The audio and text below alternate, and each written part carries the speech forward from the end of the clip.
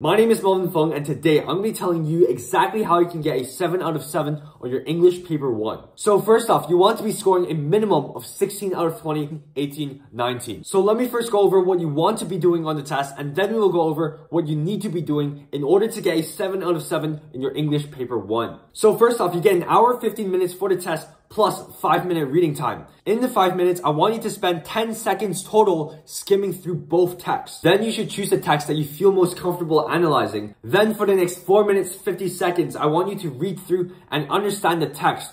Understand what the author is trying to sell. Understand what the aim of the text is. Within this time, you do not need to analyze any language. Your goal is just to try to understand what the aim of this text is. 15 minutes analyzing the text and planning your essay. Grab a piece of paper and at the top, write down what the aim of the text is. Then go through the text again and highlight all the devices that you can find. Afterwards, group those devices together in a minimum of 3 groups. So what I mean by this could be colloquial language, scientific jargon, descriptive language, something like that. Group it into 3 groups. Then quickly write out the quote. It could be in abbreviations, but you want to make this fast. You do not want to waste time. You do not want to write out the entire quote. So just make it short. Then after the quote, write out the device and briefly write out the effect behind that device. Then for the rest of the time, you want to be writing out the essay. You want to write fast, and this can be achieved through the planning paper that you just wrote. So with the planning paper, you no longer need to even stop to think during the test. You're just constantly writing without even stopping. That is what you want to do. So that was the actual plan, but the only way to prepare for the paper 1 to get 7s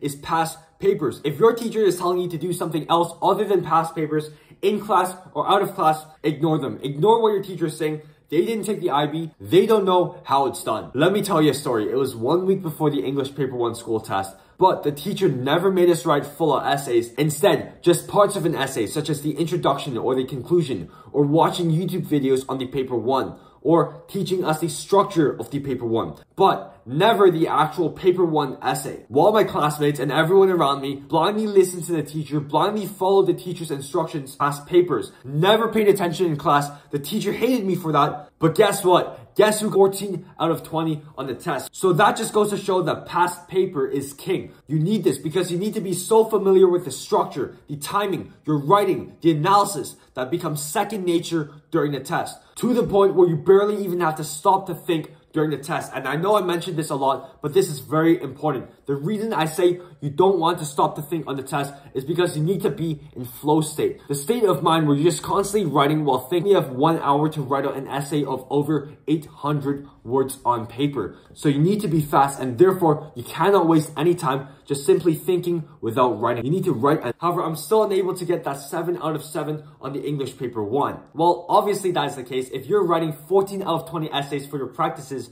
your next practice essay isn't math. What you need to be doing is getting professional instant feedback on every single practice essay that you write. So you're able to reflect and improve on each essay every time you write a new essay. Now you might be saying, am I supposed to go get feedback from my teacher then? If your teacher gives you feedback within 24 hours, then yes, 100% go get feedback from your teacher. Keep getting feedback from your teacher. However, they don't, because teachers are lazy. If your teacher is getting paid work just to help you, if you are writing 1 to 2 essays a day, do you really think your teacher, we don't have the time for that? You don't have the time for that. We need to be getting feedback for every essay we write within 24 hours. So we do not waste time. So we do not subconsciously, where every essay improves upon the previous essay. That is what you're trying to do. Exams and multiple group live calls per week to help you guarantee 7s and provide you shortcut methods to easily get 7s like you are cheating. And if you feel like this is something that you want to do, check out the link down in the description below. If not, no problem. Either way, I just want to help you out a lot. And also subscribe and turn on notifications because I'll be posting many more value content for the IB and also high school and education if you've gotten value so far. See you guys in the next video. Let's go.